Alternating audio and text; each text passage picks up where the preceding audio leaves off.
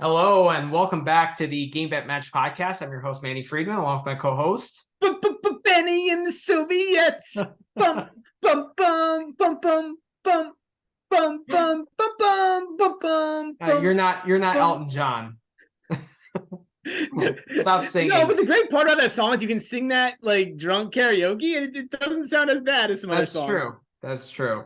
But your team is started out with the early lead, right, in the aces count. Benny, yeah, which I was not expecting. I thought Josh was going to be way ahead. Like, right. I thought Josh was going to go way out in front, and then it was going to be a matter of time for us to catch up. He got a little unlucky with Kyrgios retiring or withdrawing. Although you and I both, I mean, I kind of had that built in as a risk, which is why I didn't draft him. Mm-hmm. And then, I mean, you were openly talking about the chance of him withdrawing. I wish you could place a bet on that. Like, of him withdrawing. I would have taken that at plus 200, plus 300. Yeah. I'm not surprised. I mean, I'm not surprised that happened. Like, and then people on Twitter were like, "Oh, his whole family is coming. Like, there's no way he's withdrawing." I'm like, dude, he's done this before. Like, it happens all the time. Yeah. And he doesn't rehab. Like, people are like, "Oh, let's take the year off and then come back in January fresh." The guy doesn't like act like a professional athlete. He doesn't think like that, So when he has a knee surgery, I gotta think if he's got an injury, if he's having surgery on an injury, he's gonna rehab that injury. I mean, like, just because it'll make his quality of life better. Though. I don't think it's a priority. I think he has like bigger mental issues, and I don't know. I don't think he's rushing to come back. Like, some guys would come back as soon as possible. I'll take an in-between path on that. Like, I think some guys would get back as soon as possible. I don't think it's like a priority for him, but I don't think he's like afraid to come back. I think it's just like, I'll make it back when I make it back. I'll play when I can play, and like, that's fine. Like, the way I view Kyrgios, I just think he's a very insecure person. I think he's very insecure with himself. I mean, he's talked about that, right? He's openly talked about that, and he struggles with mental health and such. Like, it's it's clearly a partial challenge there, but like, I don't know. I think I don't know. I don't like. I don't have the take that he doesn't want to play. I just don't think he like particularly like. I don't want to say that he doesn't care. It's more that like, it's not the utmost priority for him, right? Like, clearly, like, I think it's pretty clear that like ranking points have never been like a priority for him, and like, I don't think Masters titles are really a priority. So it's pretty much all about slams and like all about like the big events. So I would not be surprised if he's done for his career. Like, that's what I take from this. Like, I'll fade that take. Okay. Fair. I mean, you mean done in terms of he doesn't play another professional tennis match. Mm-hmm. So I'll fade that take. I think he'll try to come back in some way, shape, or form. Just because I think he'll want to have a proper send off. I don't think he cares about that. I don't think he likes the sport enough. I don't think he really respects the sport enough. I think he's too insecure in himself. I think he has other things he really cares about. I think he's done. I really do. I'm not like willing to do a dinner bet on it, but I'm like 60-40 in terms of him being done or playing. Wow. So if somebody offered you minus 110 on him being done, you would take that? I would take it. Wow. Okay. See, I don't, yeah, I can't agree with that. I think he'll come back. I don't know if I'm not saying he's going to come back and be particularly good. Mm-hmm. But I don't know, like, he has so much talent. Like, I don't know that he needs to, like, like, he could probably make another run. I don't know, like, he after the Wimbledon final run, he mentioned still, wanting to win a slam. I don't know. I think there's enough, like, that has to be somewhat motivating. The fact he's defending finalist, like, and he was so close to winning, like, I don't know. I don't necessarily think so. I think it was more discouraging for him, the fact that he got so close, couldn't get over the edge, and now he has to start from scratch. And then doing that kind of again at the U.S. Open, where he got to quarterfinals and then lost to Khachanov. So I don't know. I don't think he's willing to put in the work anymore. And he's like, with the surgery and stuff. And I think he's just going to say, I'm done with this. All right. We'll see. I would take minus 110 if. All right. I don't think anyone else would, but I'm curious. Leave some comments on Twitter what you guys think on this, because and by the way, we really appreciate. There's a lot of we got, I think, 100 and something views. That's by far our record for the pod, so that's exciting. So thanks for watching. Amazing. I hope it's not only because of Josh. Although if it is, that's fine too. That is fine too. He was excellent. We really enjoyed having him. By the way, for those of you who don't know, Josh was in Great Britain, so he was up at about 5 a.m. I think it was like midnight to 5 a.m. that he was up with us. Maybe like 11 to 4 or something, or 11 to 5. But it was pretty brutal for him. So we thank him for his appearance. Absolutely. We definitely do plan on having him again. I thought he gave some great takes, and we learned, from him as well. So going forward, we will have him on select pods. So yeah. But thanks. And then there's been a lot of chatter on the Twitter, some good chatter with Klaus Fulgar, some good chatter with Cajun Vegas. The Discord with Prodigy and Dave from MP9 has been amazing. So a lot of really, really good chatter over the past, week or so. So exciting stuff there going on. We've posted a couple times on on our Twitter, retweeted it. There's a Discord out there with myself, with the two of us, D Prodigy, MP9, Chase the Anti-Myth. I think there's one or two other guys in there too. King Mullet. King Mullet's great with the GIFs. Or Mullet King. Sorry, I got it close. Names are hard, especially without looking. I'm just doing it based on memory. If I miss anybody on that Discord, I apologize. But pretty good time, pretty good chatter. Quite a bit of chatter on the matches. And we're still new at this. We're still learning. We just started in January, so any comments. Please feel free to leave them, any like positive or negative comments. So thanks again. I think there's definitely, I was kind of listening back through it. There's definitely some like semi-production issues for us to figure out. And I'm not sure how, but I feel like that's one of the reasons why I keep it I didn't realize how loud I was on the pod. I was really loud. Whoever left the screaming comment was pretty right. But I don't know if I'm too close to the mic maybe, or what's going on there. So, but yeah, I mean, it's there's definitely some probably got to learn to be a little bit better on the production end of this. It's and eventually I'll get this up on Spotify as well. I started that early in the year, but I apologize. I've just been a little bit lazy with that. So I'll as this grows, I'll definitely make a better effort to do that. So we definitely got to start getting some theme music in and stuff too. We actually we had some theme music, we dropped it, so we're still working on it. And probably some but it's been a lot of episodes. I think this is our 51st episode. I saw somewhere, man. So it's been a lot. So kind of 50 views in, or 50 pods in, and we're still kicking. I didn't think we would be. I thought this would fizzle out and it'd just be you and I talking and be like, whatever, this is kind of silly, but we've gotten a little bit of traction, so it's been kind of fun. Exciting. Yeah. So going into the first 2 days of the tournament, I know you've been really successful with your bets. Yeah, I'm up 20 to 25 units. The biggest one, and I posted this on the timeline before day one, was Sinner over Cerundolo 2-2 and 2 or better. So that was a prop that I hit on. Yeah. I did place the same prop on Alcaraz today versus Chardy, and he didn't hit it, so I was 1 for 2. But I mean, you were one set away. Yeah, I still think it was a good bet. I didn't think it was going to happen. I was pretty clear on the Twitter feeds, because I didn't go Alcaraz under 18.5. I was pretty clear that I saw Chardy having one competitive set, but at 10 to 1, right.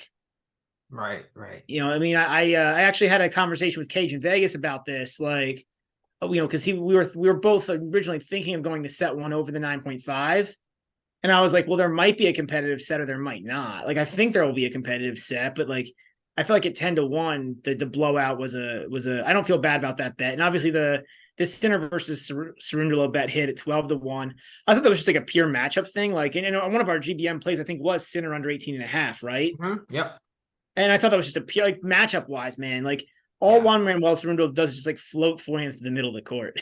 And it was just fun. It was a fun practice day for Sinner. He's played 2 grass court matches and lost both handily to players way worse than Sinner, Well, if you watch Juan Manuel Cerundolo, because I actually like Juan Manuel Cerundolo a lot as a player. He plays a little bit like me. He runs down a lot of balls. What?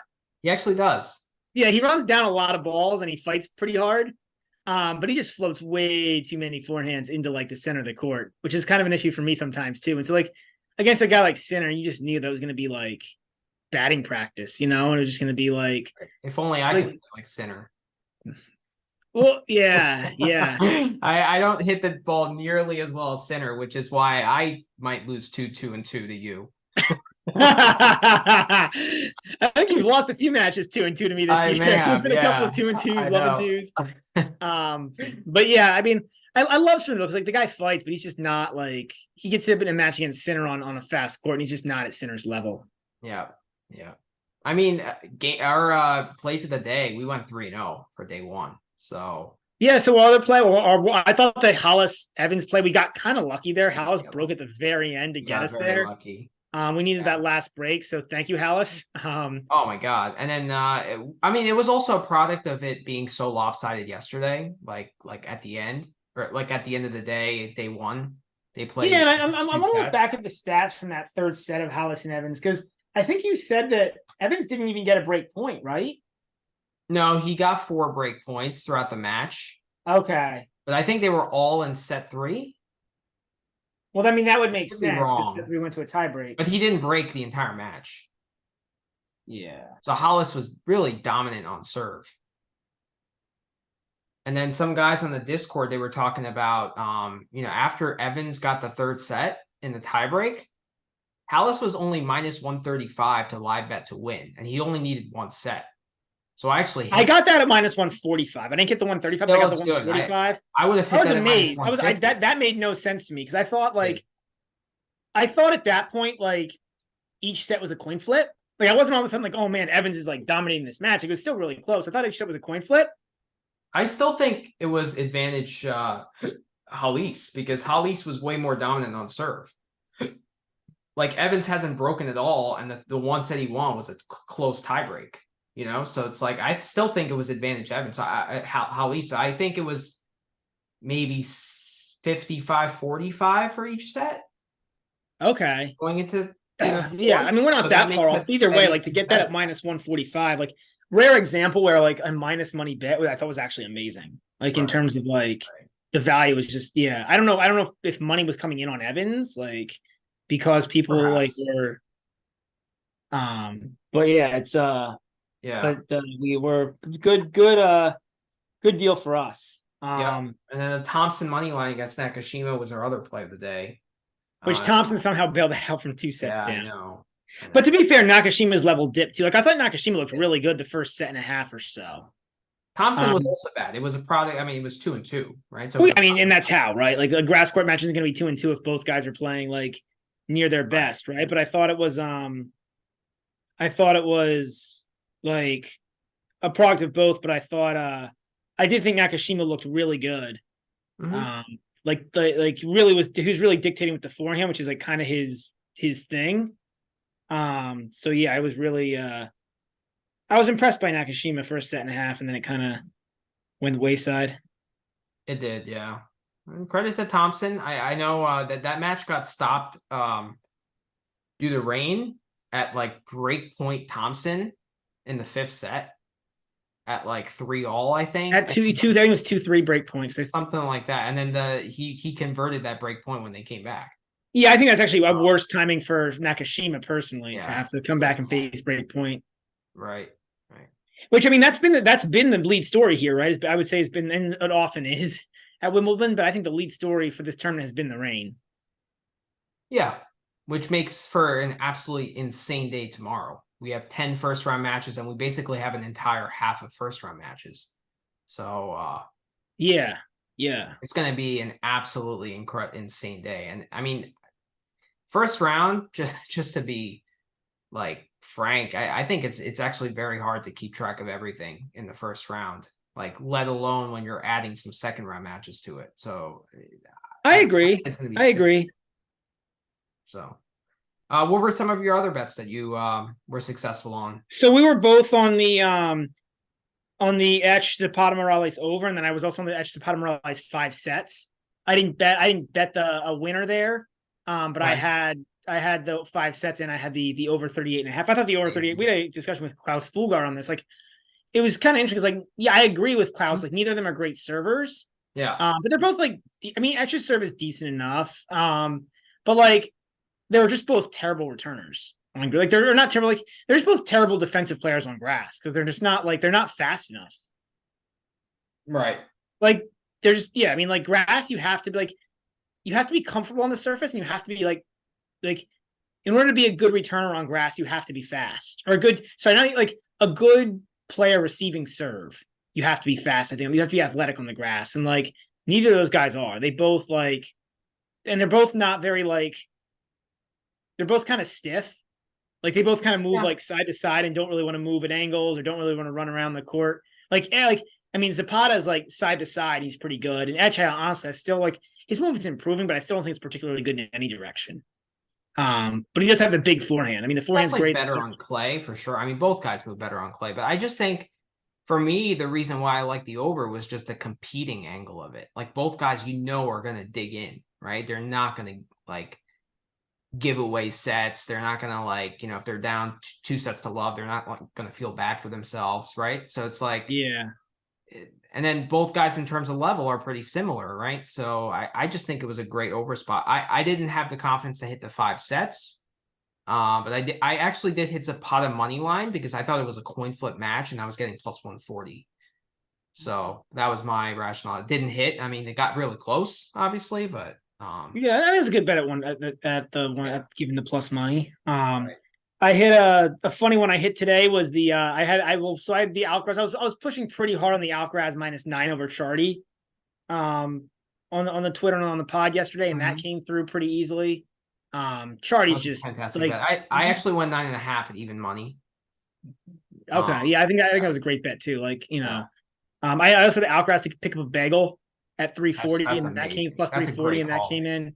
I actually thought the bagel would come in the 3rd set, so I kind of got the bagel set wrong. But I thought Chardy would come out like because Chardy does still have like a decent. I don't know. He still has a decent like forehand. He still like wants to move forward. Like his game plays like his game at one point played pretty good on grass, but like I mean he's just he's it was this comeback it was either the 1st or the 3rd, right? Because like either he would come out flat and then find his gear, which is what happened, or he's fresh and he plays well in the 1st and then loses steam, right? Yeah. So betting the 2nd set bagel was not the right play. It was either the 1st or the 3rd, and I think it was like a coin flip which won. Yeah. I mean, I had I had the 340 there, so that was pretty great. Nice. Trying to think of what else I had. My most painful bet was doing a same game parlay of Djokovic money line. Over 9.5 aces for Djokovic, but under half a tiebreak. And Kachin got to a tiebreak in the 3rd, right? Of course, it gets to a tiebreak in the 3rd. Like, really? It's funny because I thought the aces was going to be the problem for you there. I was like, dude, that's like, but it's tough though because like you kind of were in like a weird spot there because like. And I don't know if this was necessarily a bad bet, but you're kind of in a weird spot because you needed Djokovic to like have enough time to hit aces without getting to a tiebreak. So it's kind of a weird like. But he got there when it was 4-all in the 3rd, or I think he got there at like 3-all in the 3rd, I think, and then at 4-all he had love 30. And so he almost timed it completely perfectly for you. Yeah. Like you got close, he almost timed it for you, but you had to get the timing like pretty right there, right? Like you need to have like. You needed basically what you got, which was like competitive sets. You just needed the competitive sets to not have a tiebreak. Right. And I think he also had 30-all at 5-all, and then he had love 30 at 4-all. So it was like really close, and the aces were done at that point. So it's just it was just brutal. Yeah. I think my most painful loss was a parlay that I had at 20-1. That it was Halys. It was an under/over parlay. So. Halys and Evans under 41.5. Granted, got a little lucky there because Halys broke like the last game to get there, so that was kind of lucky. But Etch Zapata over, which came in pretty easily. Kecmanovic Schwartzman under, which came in pretty easy. I thought it was one of my better bets that I made because like with both those guys, like one guy was just gonna get beat down. Like they're both guys who don't love playing on grass. Like Kecmanovic is. We've talked about it before, right? He definitely like I'll agree he sometimes goes away. I just don't feel like he goes away every time. Like I'm probably not as far along with it as you, but like he sometimes goes away. He's a candidate to go away in a match. And like Josh actually pointed it out to me that like he thinks Kecmanovic is just like fat, like actually fat. Like he's put on weight. Like if you look at a picture of Kecmanovic like 2 years ago and look at him now, like he's actually like he looks like overweight, like legit. And I looked at the picture when Josh pointed it out, and like it's actually right. Yeah, I agree. Right, I'll third that. so yeah. And then I had Emer Molchan. The Emer Molchan match was funny because we all had me and Josh all had different bets on it. Josh had Molchan, you had Emer, and I had the under. So that was kind of funny. But we both hit, right? Yeah. I don't know, man. Like those guys, I just didn't see a whole lot of long sets there. I didn't really understand the Molchan play. I mean, it's always easier in hindsight. And I kind of get fading Emer because, like, he's childish and like he can go away, but Molchan is just like not a good grass court player, like. Well, he's been decent in the past. He just didn't. My biggest concern was he didn't play one last year, or he didn't play not that last year. He didn't play. He didn't play any warm up event this year, and I think he played on clay instead. He's definitely best on clay. But then the reason it was painful was because I hit all those, but then I missed on Keffer versus Ott, and I basically just needed that to go 4 sets. And Keffer had 2 set points, I think, in the 3rd set breaker. Yeah. Sucks, man. Yeah, so that was painful. And that was probably my most painful loss. But but honestly, like I was amazing, man. I had like tons of good bets. I had 3 units on Thompson money line on that match. I had a unit on the over 42, and then I had a unit on a parlay of Thompson and the over 42. That's amazing. At 2.6 to 1. So I made like 7 units on that. So it's funny because I'm up like 25 or 30. I think I'm up like between like 25 and 30 units for the tournament so far. And 20 units is Sinner and Thompson. It's crazy. Yeah. So it's so painful because I lost. I had another 5-leg parlay that ended up 1 leg short. I lost 1 leg. So that was it's been really good, but it could have been even better. But I think those are probably my best. Now, those aren't all my best. Those are probably my best bets and worst bets. I'm up like 6 units so far, but like it could be really good. I just need Peja and who's he playing? I keep forgetting. Courage to go over 38.5, and I'll hit. Yeah, that to me feels like slightly risky still. Like I wonder what is the live over under on that match? It's a good question.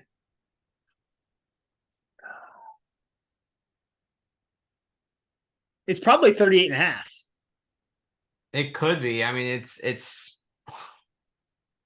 no, it's 41.5. So the books, so Vegas is backing you there. Oh wow. 41.5. But what's the score? Oh, 3-6 for all. Yeah, Pella's up a set. Yeah, but the thing is, the thing is, like, Courage was a favorite to begin the match when I think it's like a 50-50 match. Like I don't. Courage is terrible on grass.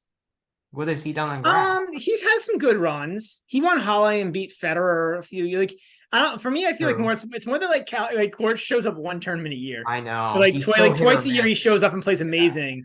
And then he's terrible like the rest of the time. I feel like you can't back Courage in any first round of any tournament. Like you have to wait till he has like 3 You have to wait until he wins like 3. Yeah, you almost can't. He's almost impossible to back because you have to wait until he wins like 3 matches. And then by that point, the books are all like, "Oh, Chris Courage is back. He's back." And you're like, "Yeah, he's back," but the value's all gone. It's like you can only make money fading that guy, which I guess is okay. But the fact that Peja was an underdog is the only reason why that's a 41.5. Like if Peja wins that second set, that over under goes down to like what, 35? Yeah. I mean, you're honestly, I think the biggest thing is you need that second set to get to 5-all. Because like Peja plays so like there's a lot of breaks in Peja matches. So like I don't know, like 4 sets is not a guarantee for you to get there. But you got a chance now because you're at 4-all. So if you get a long set, like that helps you out a lot. So that's a huge sweat for me. I mean, I also have Peja money line and that was like plus 250, I think, before. Yeah. That's already gone down to minus 165 for Peja. Yeah, it's crazy. So that's my biggest sweat for sure tomorrow. What else did I have? My dumbest bet for sure was that Hubie Ramos Vinolas over 33.5. That was just pure. That we tried to talk you out of on the pod. Yeah, you tried to talk me out of it, and I just wouldn't listen because I'm like, it's Hubie, hit the over. I guess not. Well, I'm disappointed because he only had like 15 aces because he just didn't like, and he served great. He had like 1 ace per service game, but he just didn't have enough games to get aces. Like, but yeah, in terms of the rest of the tournament, I mean, in terms of the tournament, like, I mean, few major storylines. So Fritz is in trouble, 2-3 against Hoffman.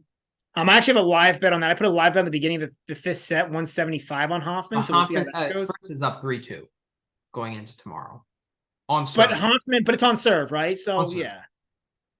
No, I'm saying like I put my live bet in the beginning of the fifth, at plus 175 for Hoffman. I'm trying to see what the line is right now. I'm just very surprised why these books are so high on Fritz, because Fritz was terrible throughout the grass court swing. He was awful.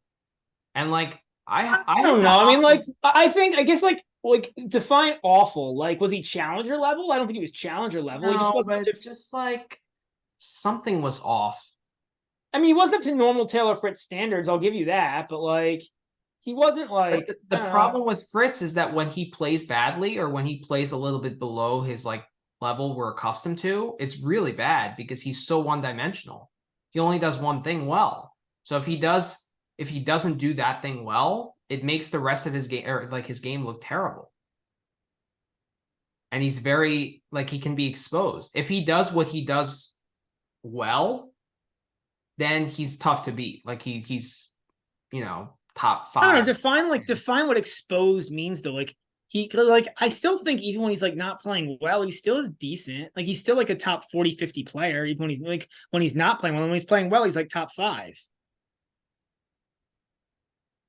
I don't know, just missing a lot because he's kind of his movement is stiff and stuff, right? So like he needs to really be hitting good shots consistently. Yeah, but I'm saying like even his like bad is like I'm just trying to add some definition to this, right? Like for him, like a standard of 45 to 50 on the tour is really bad, right? But ironically, like I mean, he was down at that level like 2 or 3 years ago, right? Like back like 2020, he ended with ATP ranked 29.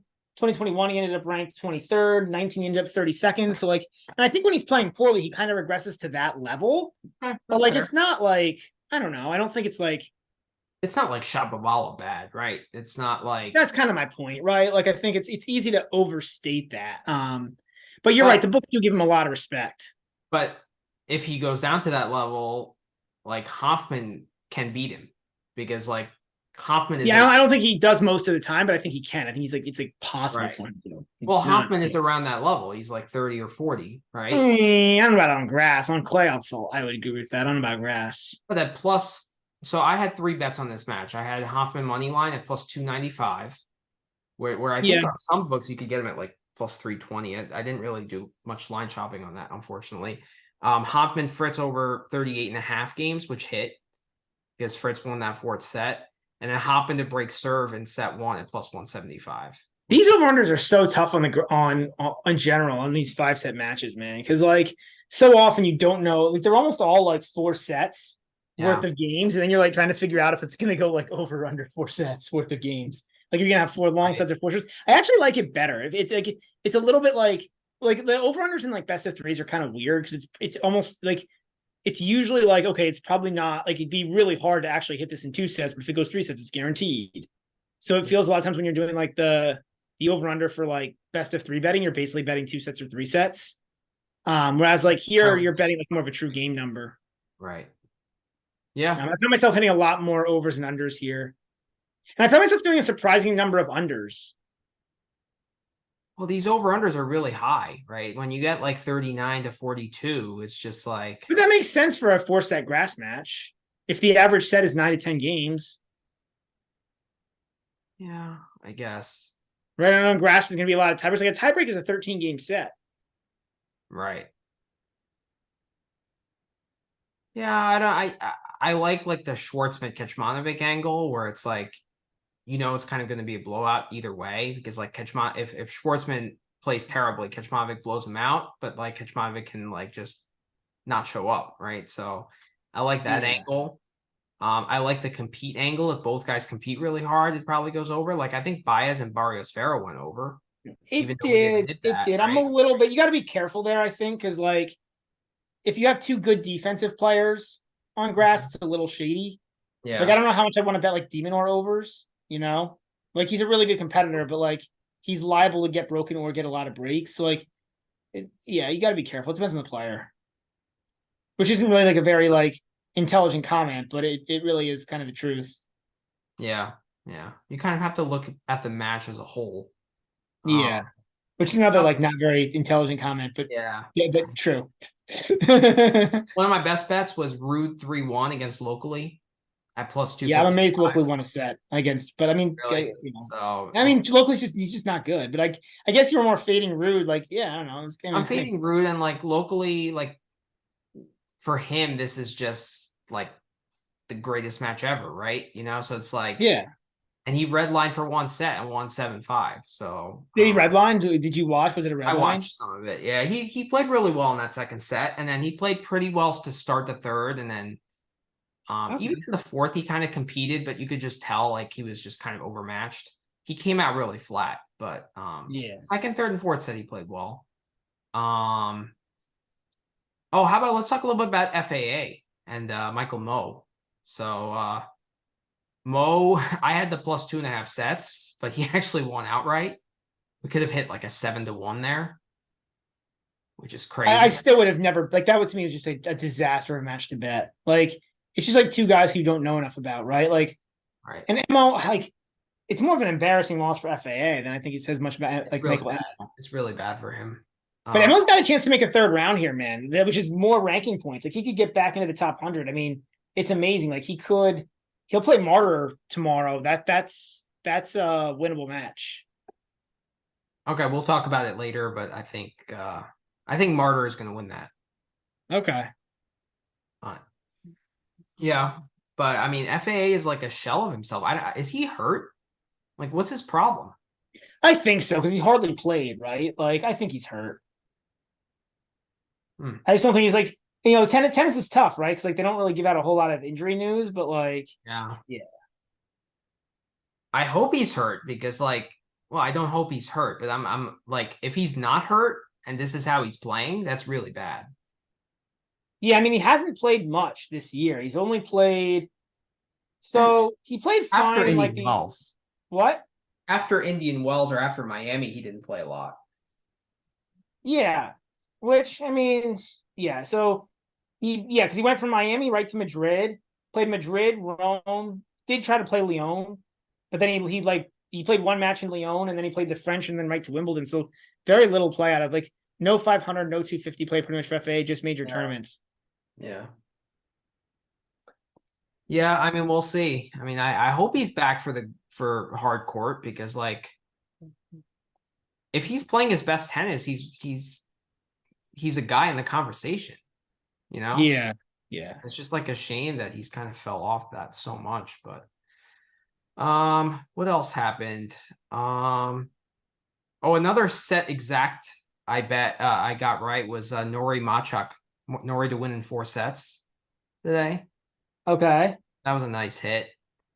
I got the Murray match wrong. I thought Peniston would steal a set. That did not happen. Murray just put a beat down on Peniston. We both hit Vukic Altmaier. That was kind of cool. Yep. Galan won a match. I don't think any of us bet that, but Galan won a match against Yoshi. Which is just, it's like anytime I see Galan win a match, I laugh because like I will never forgive Galan for losing to Chardy. That was really bad. Looking at how Chardy played today, like yeah. Mute kind of screwed you over. You did over 3.5 set parlay. Well, I think you lost a few legs of that, right? Yeah, 2 out of 12 or 3 out of 12. But honestly, if you lose 3 out of 12, like there was all which is, I mean, it means it was like overall would have been profitable for you if you place them as single bets, but like pretty close to even money. It's 145 to 1. I mean, like I'm not expected to hit that, right? But like, no, it's a fun lottery ticket. It's just like it is. Yeah. Brody beat Les Chen. Not really anything to say there. I didn't see the match at all.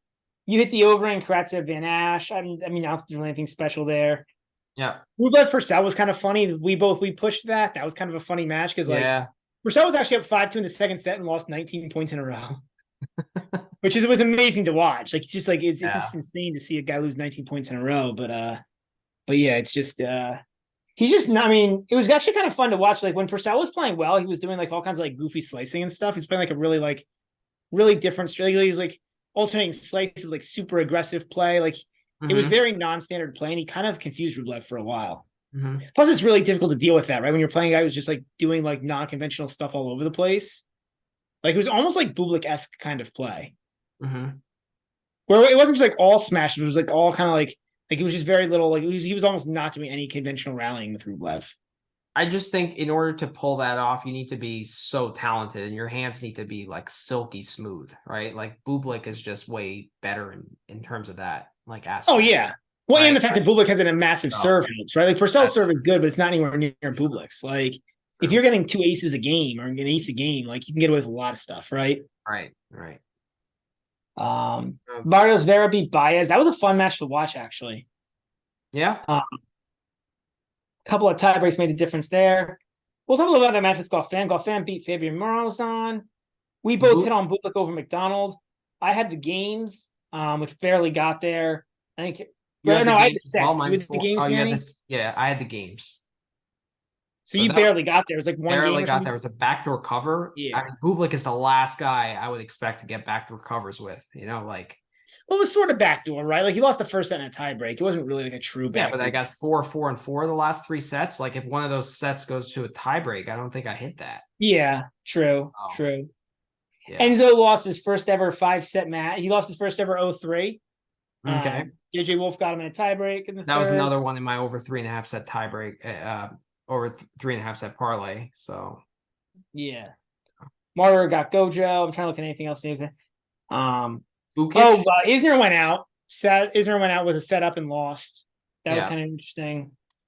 Isner's done, right? He just doesn't play, and it's just like he runs out of steam much faster than he's ever. Well, he's out of the top 100 now, right? So he literally is going to be done soon. I mean, I wouldn't be surprised if he announces his retirement this year, and I wouldn't be surprised if he retired at the U.S. Open. Honestly, this year, I think that would be good. I think that would be a good way to retire because, like, I think he still gets into most of the tournaments because the entry lists come out like 6 weeks in advance, and he had that run in Dallas, which still gives him some points, but like. He's fading out quick. I mean, I think, like I said, I think he's out of the top 100 right now. When you're losing to Munar on grass, getting broken like 5 or 6 times, I mean that's not good. Like that shows that you can't really be on the tour anymore. Well, he's lost his last 7 matches. Yeah. And I mean the losses are Munar, Nuno Borges, G's Brower, Emilio Nava, Nakashima, Fritz, and Yibing Wu. So ever since Dallas, he's lost 6 in a row. Really, the only relevant win he's had this year is beating JJ Wolf. Other than that, it's just been he made the final at Dallas. Yeah, so here's how he beat to get there. He beat Chun Sang, Altmaier, and Emilio Gomez and Wolf. So like Wolf was a good win. Yeah. But the rest of those matches were Yeah, they're pretty bad. I mean, but that's the level he's playing. He's not even playing. I mean, that was a good run for him. He's not even playing at that level now, So he's I know. Yeah, I think he should retire at the U.S. Open. I think it would be a perfect way for him to go. Yeah, I agree with you. I agree. Because he's had a very 38 now or something, right? Like, yeah, he's 38. I can't imagine 37. No, he's 38. 38 in a couple months. Like, can't imagine like him really and I can't imagine him going to the Challenger Tour. No. Because that would be the next stop in the fall. Would be to start playing Challenge. I can imagine he wouldn't do that. I mean, he probably would get some wild cards into 250s and 500s, right? If he wanted to. I don't think outside of America. Yeah, you're probably right. But yeah, I mean, I don't think so. I mean, he has, I think, 2 kids and stuff, and like he said that he doesn't really like traveling too much. He has mentioned he doesn't really like traveling, right? So and I think that's why he's played less tournaments this year. Right. So I think he's just not. I wouldn't be surprised if he announces it after Wimbledon that this is his farewell. Yeah. Because I'm sure if he does, I'm sure he'll get wild cards and whatever he wants during the U.S. Open series, and then he'll finish off at the U.S. Open. I think that'd be a kind of a nice So I personally think Isner plays more matches remaining in his career than Kyrgios. That's a fun bet. I'll take Kyrgios, but it's a fun bet. What else happened? Vukic. Yeah, we talked about that right briefly. Oh yeah, briefly. Yeah, so it's good for Josh for getting that Vukic Thompson parlay. That was a sweat, but that was, I think, his bet of the day. So good for him. The Cougars, Stan Wawrinka, beat Rusevorian straights. I was on the wrong side of that. I had Rusevori -4, I think. Okay. It's just like I thought that, Wawrinka hasn't played a match on grass, and like I was a dead stay away there. I mean, we talked on the pod. I was like, this just looks like a smart move. What? Smart move from you. Yeah, I think that was just a match that was who knew. The under would have hit there. Yeah. So that was it in terms of what happened. In terms of the rain, the rain's a big story. Anybody who you think the rain really benefited? Really, the guys that played on center of court 1. That's about it. So my top name was going to be Novak Djokovic, is who benefits. But Alcaraz as well. He's fine. Murray. Like, I think it really benefits Murray in terms of like short term, right? Like in terms of in terms of the next 2 rounds. Yeah. Right? Yeah. So, and also like it will help his body. Yeah. That's really about it. I mean, it's obviously. In terms of guys playing, I thought one guy that really benefited was Berrettini. Berrettini played a really good first set today against Again, I didn't see it. I fell asleep. Yeah, it was really. It was all holds, and like neither guy. I think Berrettini generated a break point though. He looked a lot better on the ground and moving. Like he was actually like. I don't know if he was moving great and playing like and the backhand was still not good, but it was like much better than we've seen from him over the past 4 to 5 months. Like he looked like he could be. He actually had played a better first set than Sonego. I didn't see the stats, but it was. Well, our bet of the day is still live. Right? I know, and I was. Yeah, but I think Sonego is likely going to drop a set there. I think we'll see though. Maybe Berrettini won't be able to play as well after the right. When he comes back tomorrow. But like it's going to be. Would have benefited if they kept going, right? Because like I feel like maybe he would have tired out. Well, that's exactly what I'm saying. Yeah, I think like in terms of the matches in progress, I think Greek Sport also might benefit just from getting a stoppage there. Right? Yeah. Set the break. Yeah, because it wasn't going his way. Yeah. Otherwise, I don't know, man. Not a whole lot else to say in my mind. It. We went over, all the first round matches, so we're not going to really touch on them here because we did it on the 5.5 hour pod. Yeah, and I don't think I really have anything I would change there. No. Yeah. We're not cashing out of any of the bets. We're just going to ride with whatever we posted on Twitter. Yeah. So, all right. So let's do a quick break, and then we'll be back to preview the. I think that there are 10 second round matches being played. Yeah, I think something like that. 10, 12, however many there are. There's a bunch. So, all right. All righty. All right, guys. Welcome back to the show. So here we are, going to preview the 10 second round matches being played tomorrow. And then we'll be back tomorrow for a pod and preview the remaining second round matches. So I personally have not looked at these lines yet. So we are going to play Guess the Lines today. Brad has been looking at them, so I will be the ones guessing. So let's see how. Yeah. All right. So first one up is a fun one. Mm-hmm. Two of our boys, Jordan Thompson and Novak Djokovic. All right. So I'm guessing Djokovic is probably a 7.5 game favorite. 8.5. 8.5. The money line is -5,000 if you want to bet your life to win a lunch on Novak. You can do that at -5,000. Thompson's a 14-1 dog. Okay. The over-under is 29.5. The first set over-under is 9.5. What is the Djokovic under 18.5? No, I'm sorry, over 18.5. Minus 155. Shit. Because that was the line I was thinking of.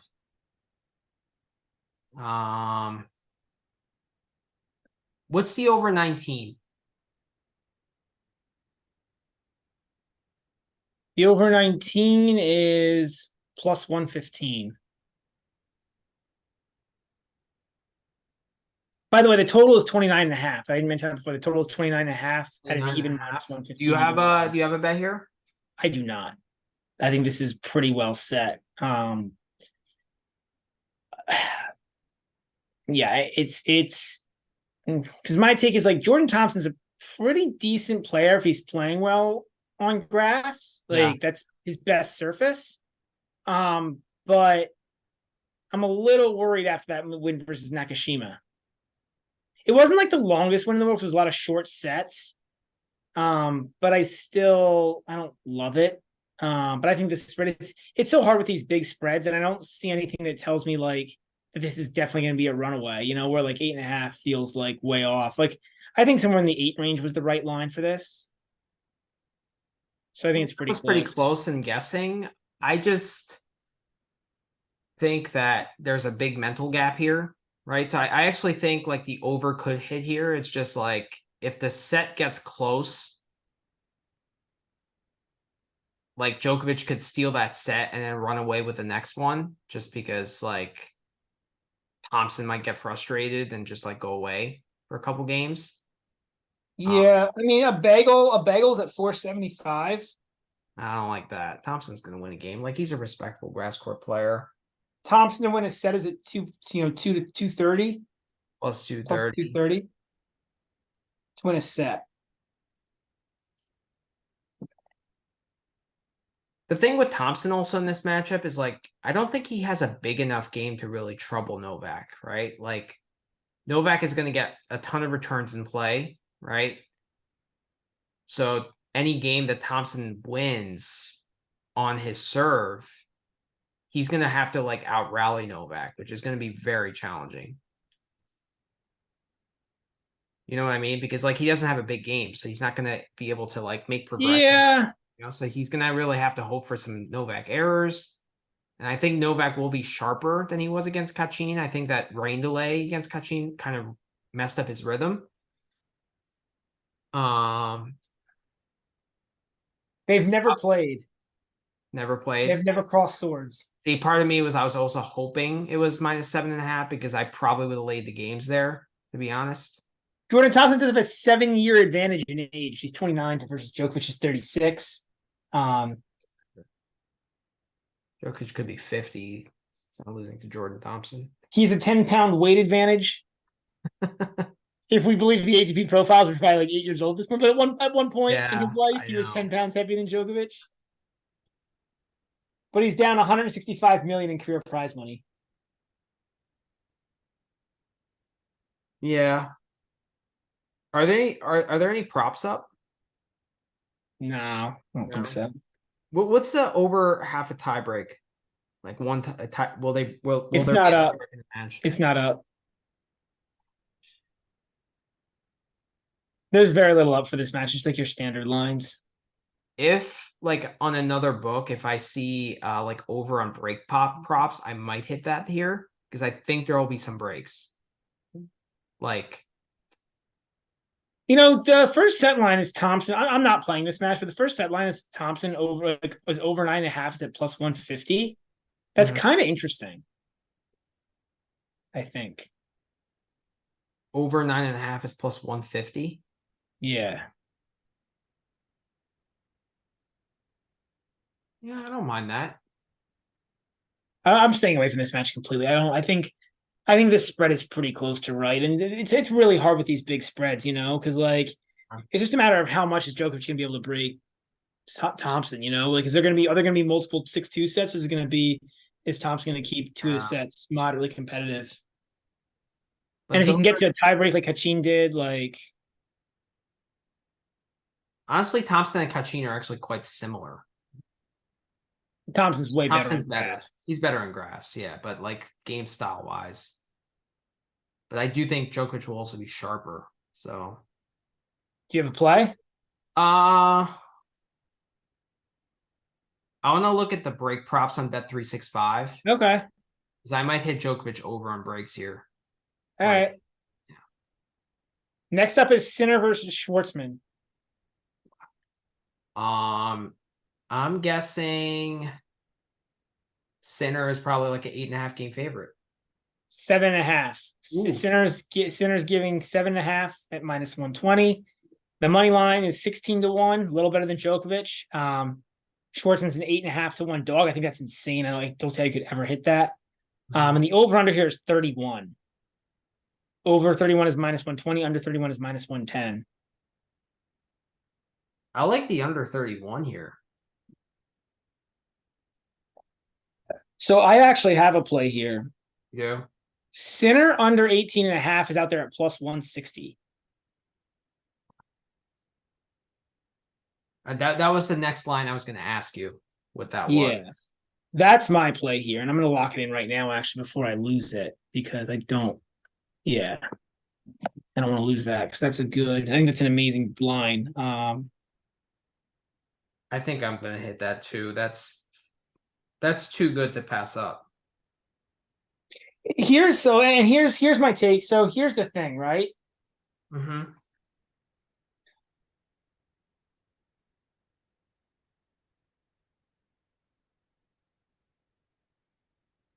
What's your take? Schwartzman has played 10 matches in the last 50 in the last year versus top 20 guys. Here's how those matches went. Busta and Bastad lost 6-1, 6-0. Tsitsipas and Cincinnati. We saw this match 3-3. Tsitsipas and Laver Cup 2-1. Rublev in Vienna lost 4-1. Rude in Indian Wells lost 2-3. Holger Rune in Miami lost 4-2. Sinner in Monte Carlo 6-0, 3-1 and gave up. I mean, that was really a give up. I don't think he was hurt. He just didn't want to play anymore. Right. Sinner again in Barcelona 2-4. Tsitsipas 2-3 in the French. Queen's Club de Minaur 2-2. He hasn't even sniffed a set. Right. So it just feels like he's just like overpowered, kind of. He is. So I was watching some tape to see what it looked like, and that's my take. Is he's just completely. I mean, at this point, like he didn't have a lot of power to start with, but he used to be able to like move around and angle guys well.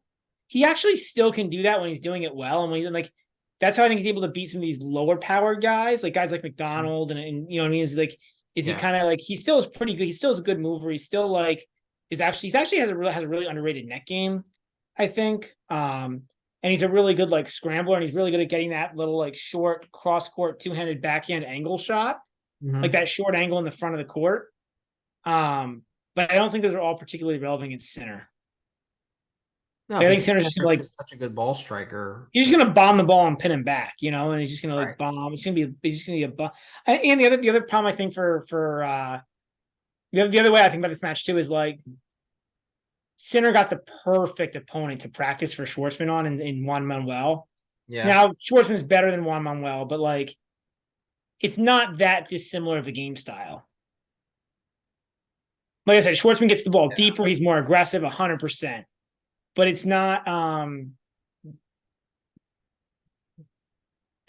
Whereas Schwartzman got like the worst practice guy for Sinner in Kecmanovic. So I love Sinner here. I'm going 2 units here. One's going to be laying the games. One is going to be the under 18. One is going to be. You want to make the under 18.5 a official play? I think that's an official play of the day. Yeah, I actually don't think that should even be plus money. Yeah, I also think Schwartzman is getting a little bit more respect from the books just because he beat up on Kecmanovic so badly. Yeah, and I'm not impressed by that. No, me neither. I mean, Kecmanovic got beat up badly by Milos Raonic. Exactly. Like the bad side of Kecmanovic is bad. It's really bad. Yeah. That's not a particularly hot take, but it's just the truth.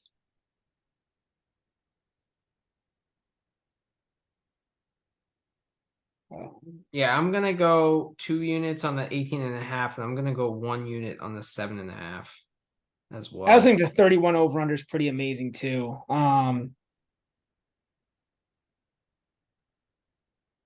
What's better, 7.5 or 31.5? Well, 31. So I mean, probably are better off going the I'm probably gonna change that. I'm probably gonna go under 31. Yeah. But I guess it depends. Like, you know what? I'm gonna stick with the 7.5 because like there's a small chance in this matchup that Schwartzman. So the under 31.5 is a little bit better on like the basics of like assuming it's a 3-set match. But I think there's a non-zero, like it's tiny, but like even if Schwartzman wins a set, Sinner could still cover 7.5, I think. Because like, I mean, there's no reason that Schwartzman needs to hold serve here. Like Schwartzman could get broken more often than he holds. Absolutely. Yeah, and then So if he somehow squeaks a set 7-6, he's gonna have to go all out and just expend so much energy that like yeah, or even like 7.5, like yeah. there's like I could see, yeah. So All I'm right, I'm on, gonna but I'm tail you all on over that. Sinner I'm there. gonna go actually 1.5 unit on the 7.5, and I'm gonna go the 2 units on that under 18. So the under 18.5 for Sinner again is a play of the day. Yeah, same play the days before. Nice. Sticking with what worked. Yeah. Okay. Good. Next match. Next match is Alexander Bublik and JJ Wolf. This is a fun one. It is. I'm guessing Bublik is a 4.5 game favorite. 3.5, and it's at minus 115 for both. The money line is Bublik is minus 200, Wolf is a plus 165, and the OU here is 39.5. Also, interestingly enough, the 1.5 set line is the exact same as the game spread. That's probably where I'm going. 1.5 sets. That's where I'm going. It's interesting. So I was looking at both these guys because you took the games, you laid the games on Bublik last time. I usually don't like laying games with Bublik just because of like if he clowns, right? It just yeah. You know what I mean? But I don't know. He's been breaking serve pretty well, like in Halle, and that's why I'm more tempted to do that. Yeah, I mean, here's my take here, right? Ironically, Bublik hasn't really clowned in a while. Yeah. Like I think I was looking out. I don't think this season he's had a set on. I don't think he's lost a set worse than 6-3, but it's been a long time since Wolf's done that too. So I think it's gonna all be like moderately close sets. Like, but I think, well, I think that's what's gonna happen. But like, if I had to choose something that was gonna be more like Wolf's serve is pretty good. That slice serve is pretty nasty. If you're gonna tell me what's more likely to happen, Bublik dominates a set because he returns amazing, or Bublik clowns away a set because he's a clown, I'll still go with the clown. He's got to get through honestly, he's been such a clown for so long. Yeah. I think I would need to see like 3 months of like not clowning to believe that he's not a clown anymore. Right. So he's like a changed man. But he did join Twitter. He did rejoin Twitter. He was off Twitter. He's now back on Twitter. I don't think that's a good thing. But I don't know. I also think Halle grass courts favor Bublik more than these grass courts. I'm a little bit more hesitant to play him here just because these grass courts are slower. And I just feel like Halle just like it just suits his like craftiness and stuff better. I think it does too, but I still think you can get there with laying the 1.5 sets to JJ Wolf. I think the Wolf hype is getting a little bit out there. I don't think he's. I think he's good, but I don't think he's like that great. Like he's, you know what I mean? Like Yeah, he looked darn thought good this. against. I mean, I don't think the books are that far off on this, to be honest. But I thought the line should have been 4.5, right? And it's 3.5. yeah, So I'm a game off. So, but I usually prefer laying sets with Bublik. yeah. But all right, what's the -1.5 sets there? What's the price? -115. It's the same as the games. Okay. That's my play there. I'm not like it's not a play of the day candidate, but it's Okay. the play.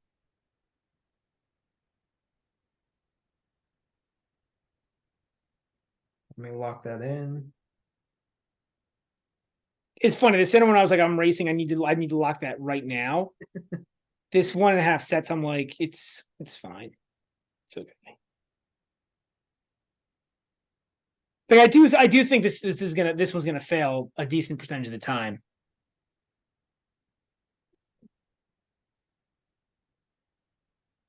I do think he's the better player, though. Yeah. All right, next matchup. Battle of Russians. Okay. Or actually, we prefer to call them right now neutral athletes. Rublev versus Karatsev. I think Rublev is a 6.5 game favorite. That's what I thought. It's 6, and it's an expensive 6. It's -104. Or actually, it's a cheap 6. It's -105. It was even money when I saw it like 5 minutes ago, but it moved down. What's Rublev 3-0?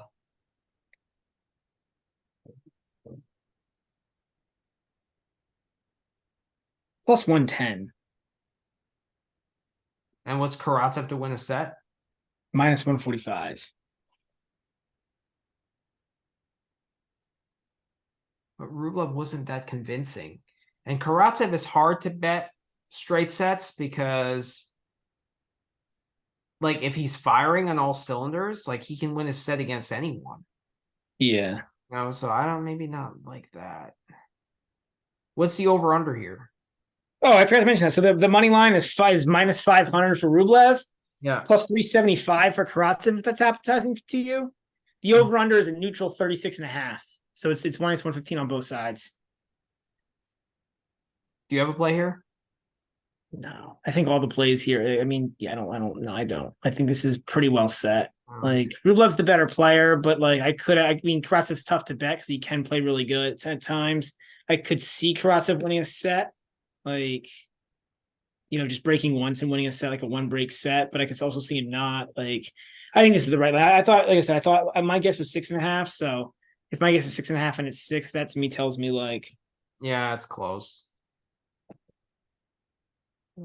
What's the first set? Over. I think it's the standard 9.5.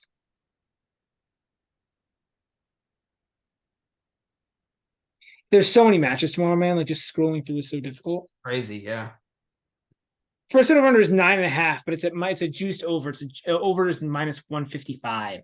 I don't like that either. No. Yeah, it sounds like a stay away. It doesn't really sound like anything is that good. All right, let's move on. Next match. What's the wait before we move on? What's the Rublev 3-1? Ooh, interesting look. 240.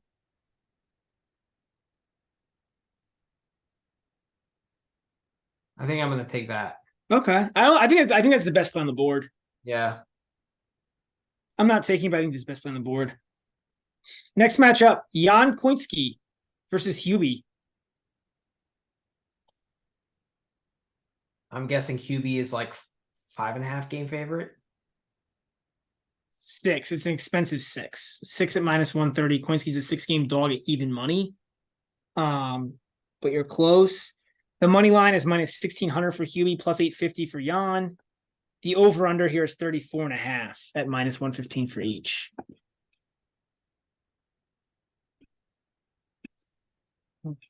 So let me ask you this because I don't really have a good read on this. Like, what how do you differentiate Choinski versus ARV? So before I say something dumb.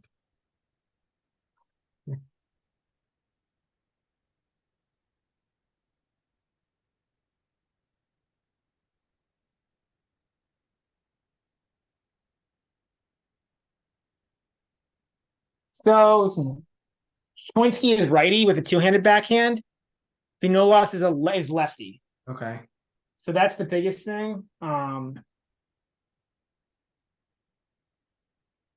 That's the biggest thing. I think that Choinski plays.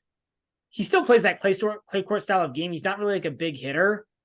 My view, he plays a little bit more through the middle of the court than ARV, but it's a pretty similar style. Like,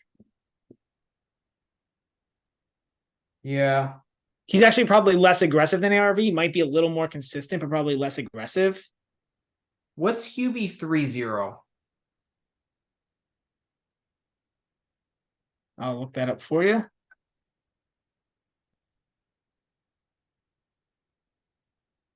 It's probably like minus 130.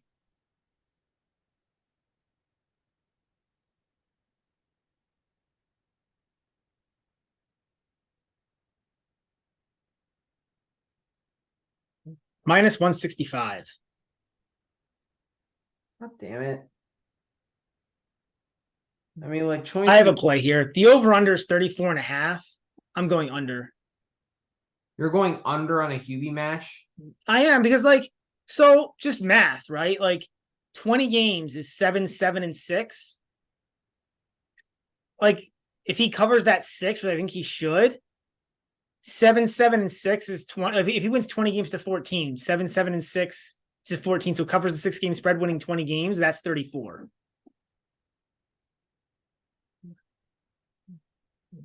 Okay. In order to not hit that, you're going to need multiple 7-5 or 7-6 sets. I mean, Choinski, look what happened to ARV, right? He just got beat 4-4 and 1. I don't think Choinski's any better than ARV, even this bad version of ARV, you know? Yeah, which is why I was asking, how do you differentiate those two guys? Well, I mean, I told you, right? yeah. I'm not impressed with being Lievich. I don't, in my mind, that's not really that's not no, that's not Lievich isn't interested in playing grass. Yeah. But then Choinski lost to Liam Brody 3-4 in Eastbourne, and he also lost to Golan in Eastbourne as well. He got in as a lucky loser. Lost to Grenier 4-4. You know what? The under is actually a decent play. I mean, he lost to Musetti 4-2 when Hubie is just a way better grass court player. You know, yeah, and I get it. There might be a lot of holds here, but man, I don't see this I don't see this being a. I think there could be some quick sets here. Okay. Oh, it just feels so weird hitting the under button on a Hubie match. I know. It feels like you're doing the right. It feels like a misclick because the Hubie over button is the print. What you do is so this is how you print money normally. You find the Hubie Hurkacz match, and there's that little over on the over and the under. Yeah, it the top of the over with a number on it. Yeah, and you click that button. You then go down to the place bet button. You click place bet, and you wait about 24 hours, and the bankroll increases. It's a good time. Yeah, it's a good time. Yeah, try it. Yeah, but this time we're gonna do the opposite. Yeah. Yeah, it feels so weird. But hopefully Benji appears tomorrow. Yeah. All right. Yeah.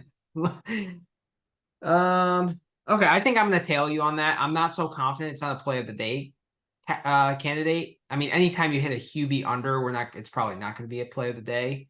But in this instance, I think it's fine because Choinski doesn't have good results. Yeah. All right. Next match. And I just don't see game style wise. I don't see why he's gonna I think he'll win games. I think he'll have some success, but I don't see him holding consistently holding to force tie breaks.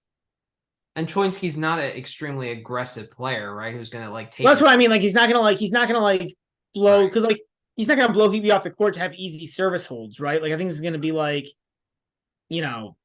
I think Hebe can get one break a set. I think Hebe can cover the 6 too if people prefer to play that or even 6.5.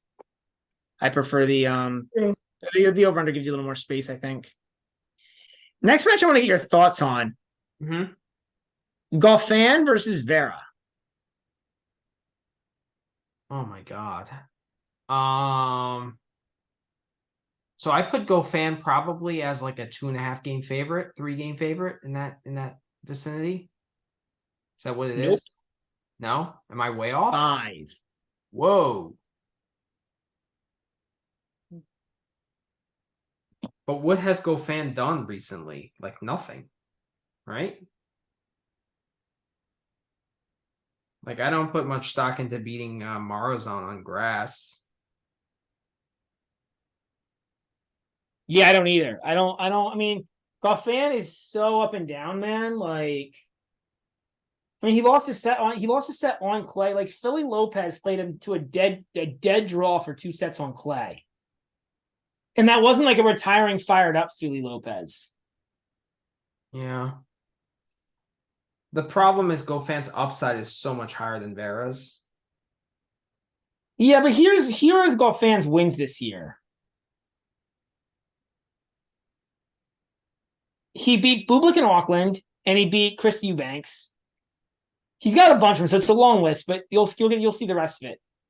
Kimmer Kopians, Federico Silva, Yannick Hoffman on hard, Gautier Onklin, Mikael Emer, Lucas Klein, Sean Hong, Feliciano Lopez, Benoit Paire, Dan Aded, Arthur Fees, 7-6 in the third, Luca Nardi, Alvaro Lopez San Martin, Alec Deckers, Jesper De Jong, and Stricker on a retirement.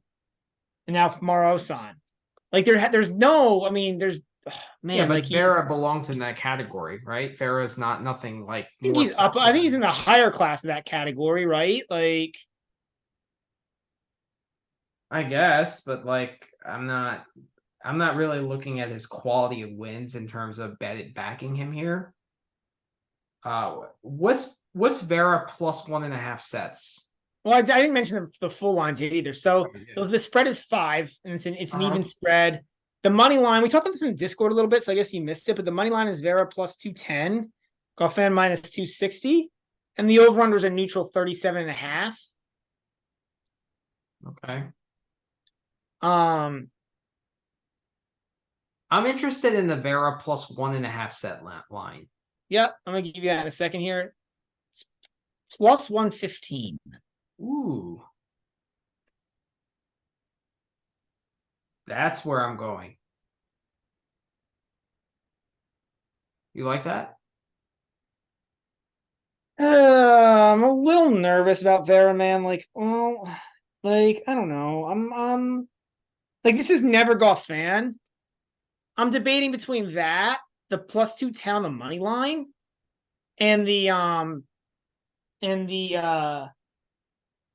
and just staying away. And I'm not sure which one I like the best, which is why I want to get your thoughts. I like because I feel like if Goffin's not playing great and Vera's good enough to win this, like I'd rather cash on that bigger, because like I don't know, man. Like I'm not convinced this goes 5 sets that often. Both guys will fight, and that means something, but yeah, I'm just a little nervous because like Vera has never played on grass beside. Well, I mean, actually, he has a couple matches on grass. Well, he played the qualies. He qualied. Right.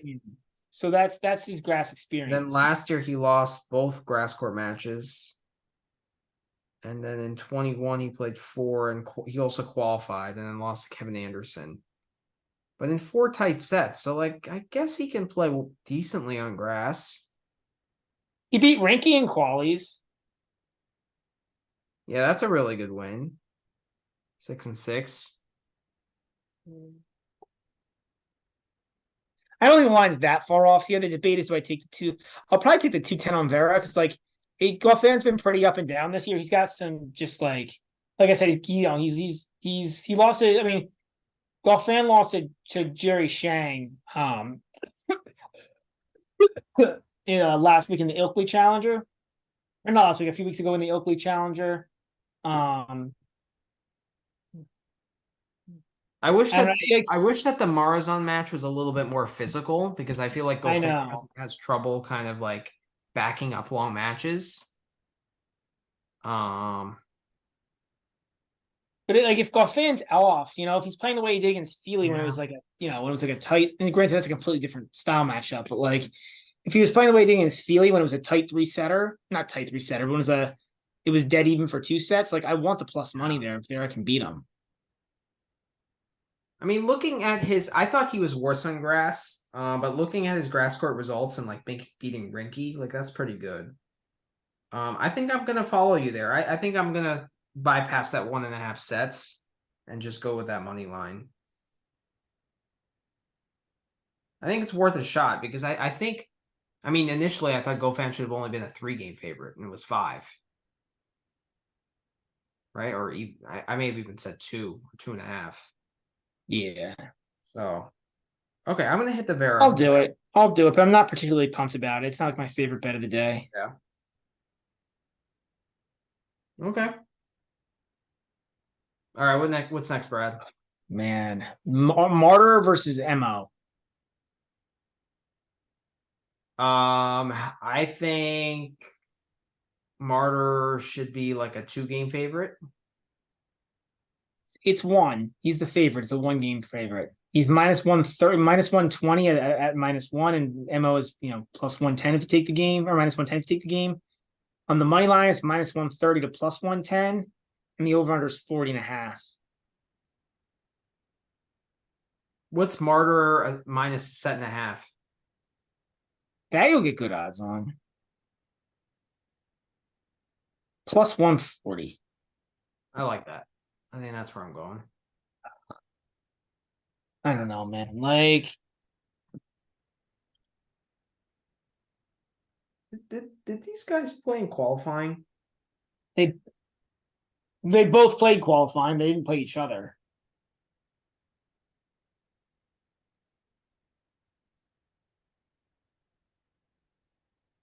You know what the bet might be here is over 1.5 tie breaks. In an Mmoh match? So do you view the tie breaks with the FAA as just more a product of FAA is just horrendous returning? I just know. I mean, I think he's just serving nothing else right now, right? Because like the rest of his game is off, but he can still serve the ball.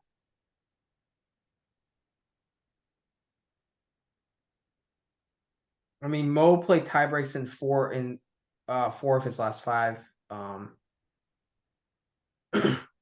matches.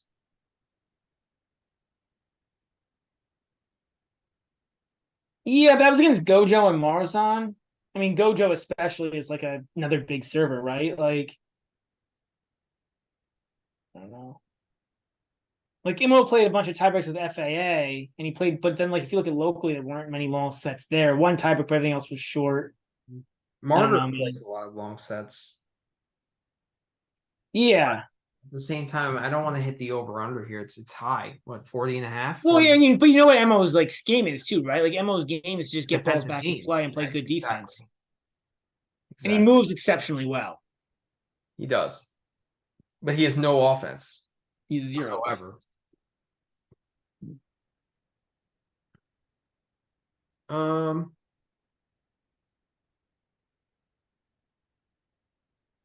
You know what? I'm just gonna go Marterer money line, because like I think he's the better player here. I just I don't really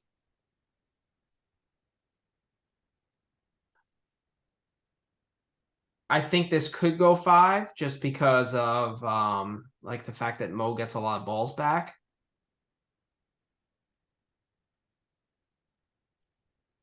Yeah.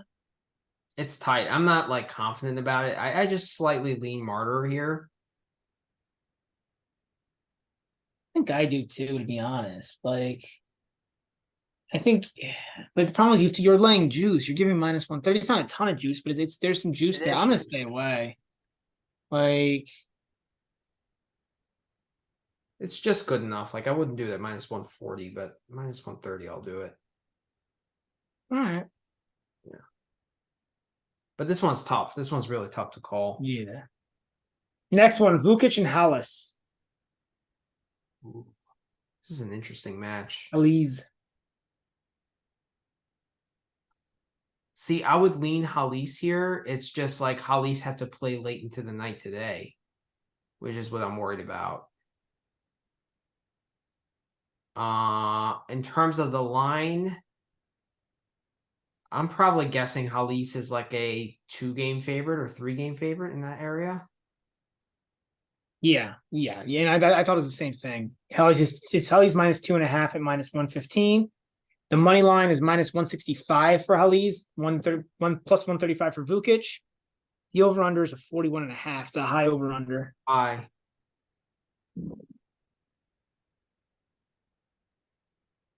What's the over-under in the first set? Gonna be 10. I'll tell you right now.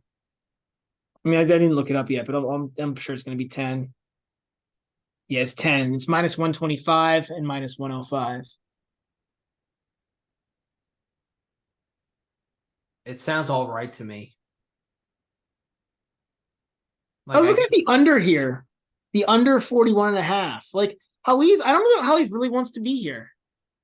Remember, he played Clay Challengers instead of being here, and like, I don't know. Like, I'm not surprised. He seemed pretty motivated today. I mean, there's no reason why he shouldn't do well here. You know, like he has the game for grass. You know what I mean? Yeah, but I do think it's weird that he didn't play here. And he played a long match, like pretty deep into the night. Like then I was going to come back and play the next day. Granted, he only played what, 2 sets? He played 2 sets today? 2 sets, right? Yeah. I mean, that's not terrible. Like guys play 2 sets in a row, 3 days in a row all the time. But they're not playing 2 sets, and then 5. At the same time, Vukic, I don't know, man. Do I trust Vukic to like? Not really. I wouldn't back Vukic here. Well, that's why I'm contemplating the under. Because if I'm backing neither guy, then you take the under, right? That's a good point. Like for me, if I want to back both guys, I take the over. If I want to back neither guy, I take the under. It's kind of how I look at it. I'm gonna do it. I'm gonna hit the under. I realize that both these guys have more serve dominant games, so it's a little scary. But yeah, that's what I'm worried about.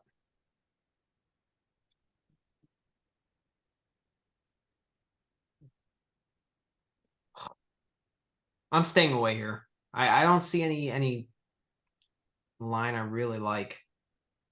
Yeah, I think it's right on. I mean, I guessed it's spot on, which basically tells me I have to stay away. Yeah. Right? That's why we do this exercise. So, I'm not on either guy here. Okay. The only potential here I see is maybe the under. And it's okay. It's just Halys. It's just like, does Halys? Like, I'm not impressed being Evans. I think Evans probably wanted to be there less than Halys. He wanted to be there today because he was on center court. Yeah. Right? But like yesterday, he was god awful. So yeah. All right, next match. So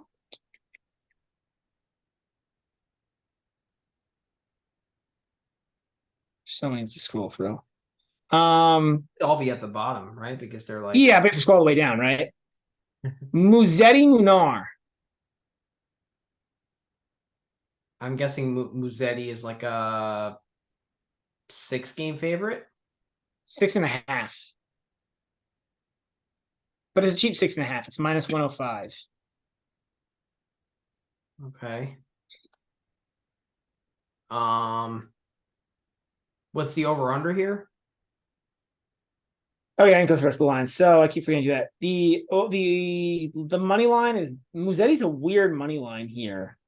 They've got him at minus 650. That's not a weird line. I saw minus 660 before, but it's minus 650. It's pretty normal.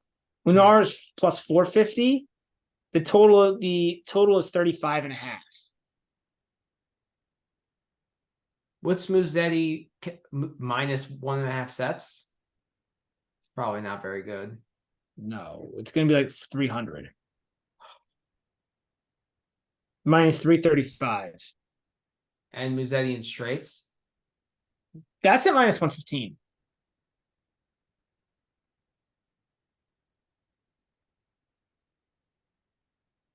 Would I rather do that or lay the games?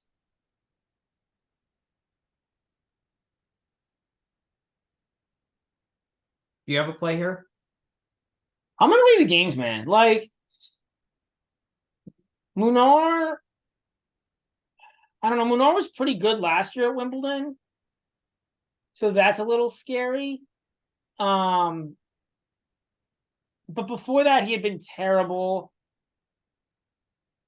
I don't know, man. Like, the question is, do we believe but Munar's not like a better play. Like, honestly, it's amazing, man. Munar's been like he came up and he was pretty good in like his young 20s, like at 21, 22, 18, 19. He was top 100 in the world. He was the first guy coming out of Rafa's academy. Like, I thought he was gonna like get a lot better. He hasn't. And he just stagnated. Like, he's just not like, that's just all he is. Like, he just peaked early, but he's not like, this is all he's got.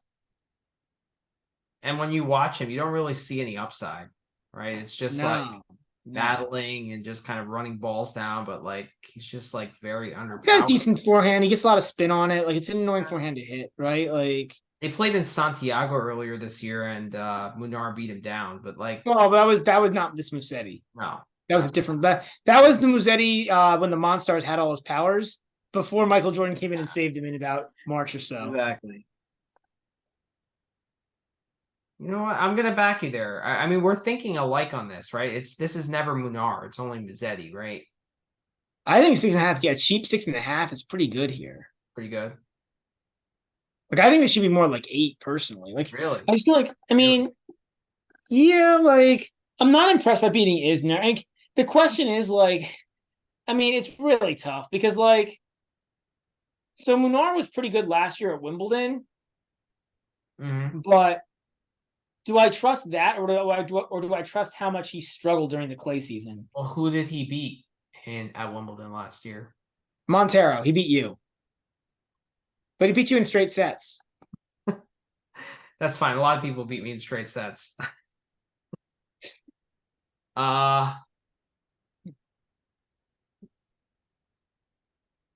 You know what? I'm gonna lay the games here. I like it.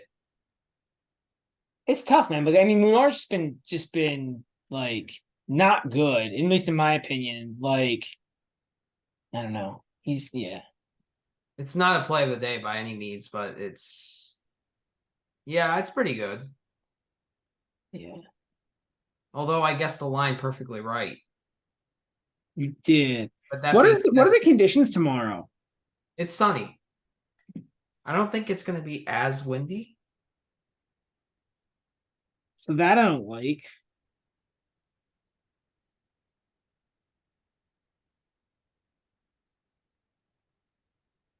Partly cloudy.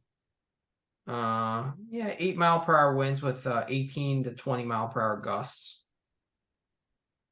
But it's cool. It's in the 60s. Yeah. I'm fine with this. If it was hotter, I'd be scared. But I think with it being cool, I think the weather conditions aren't bad.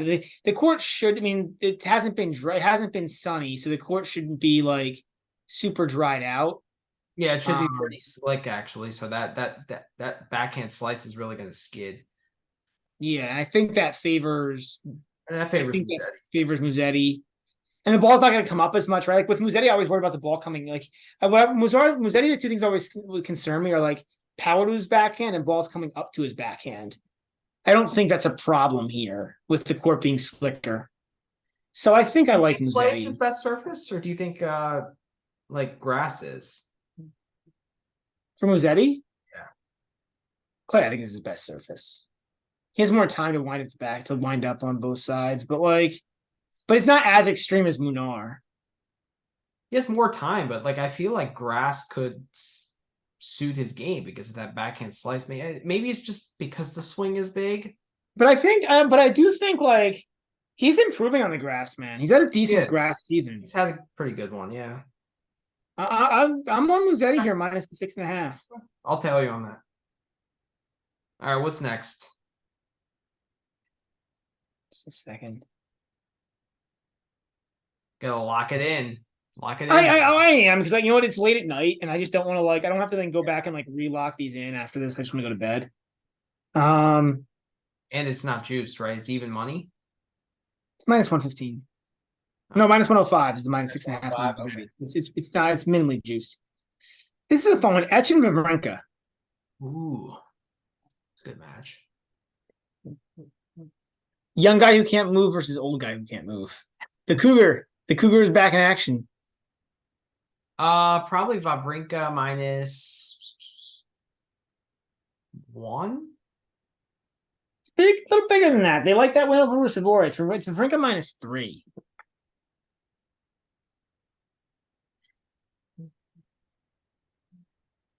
What's the over/under here? 40.5. I was hoping it would be 39 because I'd hit that. I still might hit the over.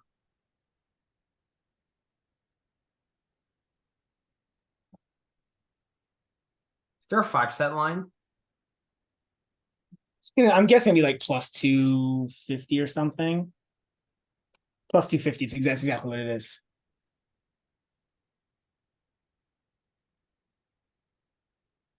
I think that might be my play here. You have a play here? Looking at something.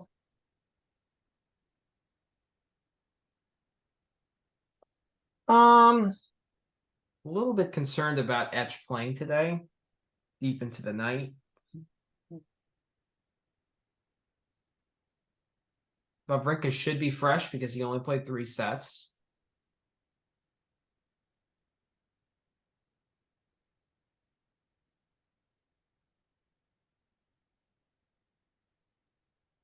They're very similar in game styles, to be honest. Besides, like Wawrinka having an obviously way better backhand.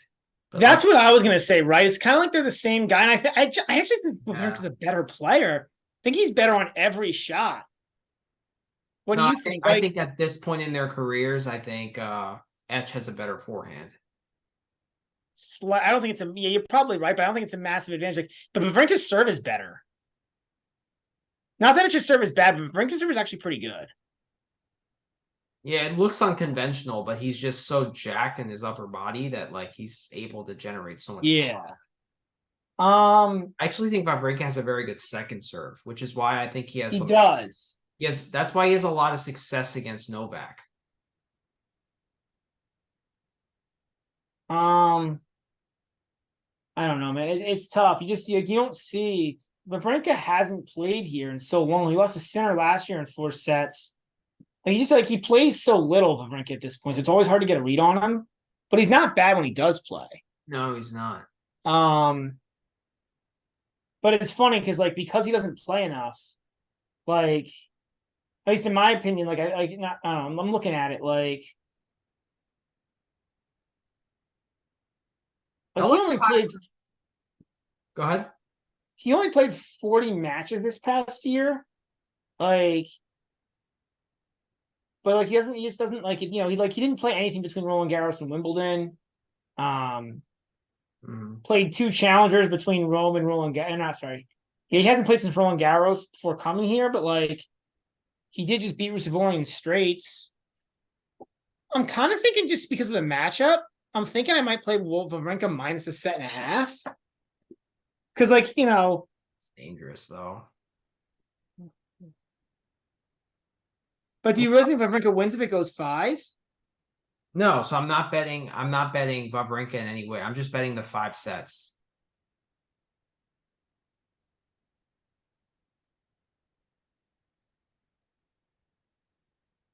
It's plus 250. And I think this is like a seesaw affair. Like there are going to be momentum swings. Like I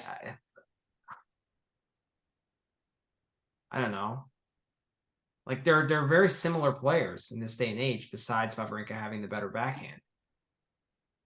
But I think that's the difference, right? Like Wawrinka's just a better player on this surface.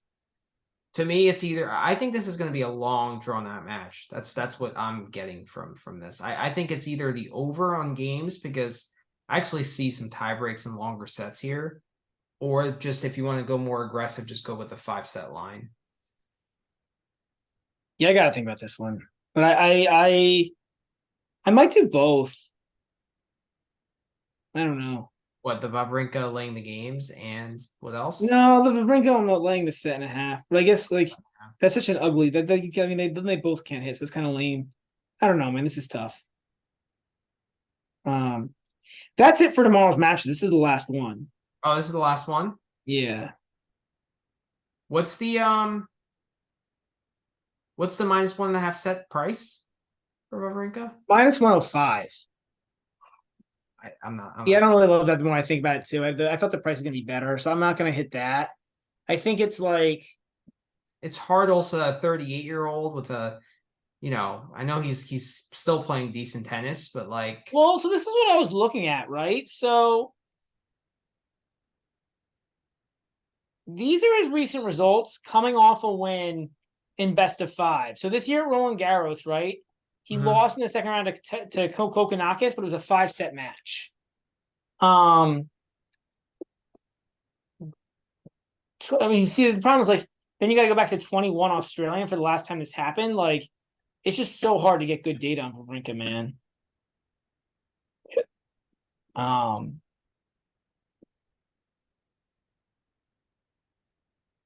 I just think like he's good, but he's also like not quite as like that good, and he has some like mental lapses because I think as you get older, it's also mentally it's hard to focus for that long. So I think there are going to be some like peaks and dips here in this match. I'm gonna stay away.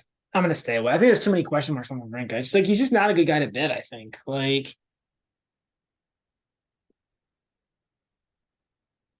I'm just gonna go aggressive and just go with the 5 sets here. That's how I'm gonna play this. Well, that's it. That's a wrap. So our play of the day is the under 18.5 on center. And honestly, that's the one I feel. I mean, the other one I feel really good about that I like is the Hubie play, the Hubie under. I know you don't like it as a play of the day, but that's the only other play I can feel that good about tomorrow. I think other than that, like it's really these are tough matches to call, man. I think the books are pretty good at getting these pretty close to right. They are. But we also have 3 play of the days that didn't go yet, right? What are those against for the fans? So they are the Novak money line against Raonic. Yep. Which we got at a good price at plus 125. But if you're hitting it now, you're not going to get that. You're going to get what, minus 110. Pick them. Yeah, it's going to pick them now. Yeah. Sonigo minus 2.5 sets versus Berrettini at plus 225. So we're 2 sets away from that, right? Yeah. And then De Minaur under 18.5 against Kopions. Yeah. So, and that's at even. Yeah. Yeah. So we have those 3 plays plus our center under 18.5 at plus 160. So, and we got a ton of bets for the first round tomorrow. So like all these matches we talked about are going to be like late in the day tomorrow, right? Yeah. But for the most part, it's still, they're finishing up the first round. So yeah. But no, you're right. I think the more I look at it, I'm gonna have like a lot. Yeah, I'm not like. Yeah, I'm gonna be. It's gonna be a pretty light, like day in terms of like multi units and stuff like that. Like the only thing I really feel, the 2 ones I feel good about are the Hurkacz and the Sinners. And other than that, I don't really feel great about anything else. 2 under plays again. Yeah, I mean, I think the under. I mean, I just like.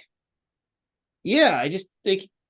I think there's an automatic reaction saying Hubie's got to go over because he goes over so often, but like Choinski's just not good. Like honestly, it's more betting. Like it's more in this case betting against the other players, right? Like I'm not even really betting so much on Sinner or Hubie. I'm more betting that like their competition is just not good.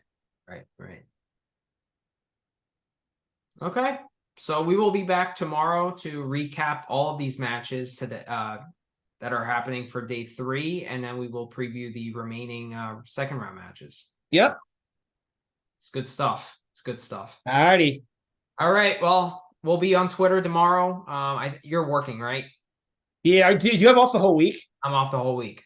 Smart move. So, so I'll be active on Twitter tomorrow. So yeah, I will not be. Yeah, that's okay. All right. Have a good night. We'll see you tomorrow night. Right, man. Thanks. Yeah, as always.